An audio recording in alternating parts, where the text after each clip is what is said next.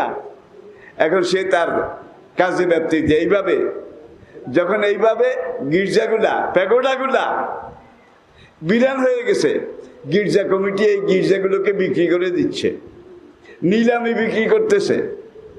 আর America, Britain, France, Germany এইসব দেশের মুসলমানরা এই গির্জাগুলাকে কিনে ওয়াকফ করে মসজিদ বানিয়ে ফেলতেছে।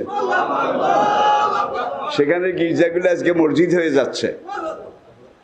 তাইলে আপনি এইটা মনে করিয়েন না ইসলাম রে কাল মশার মতো ডলি মারিয়া লাইবেন, কেন মশার মতো ডলি মারিয়া লাইবেন, এটা মনে করছেন নি? এত সস্তা না। আল্লাহ মুতিম্মু নূরিহি, ইসলামকেও ডলে মারতে পারবেন না। আর ইসলামের বীর মুজাহিদ যারা যুগে যুগে ইসলামের দায়িত্ব পালন করেছে তাদেরকেও ডলে মারতে পারবেন না।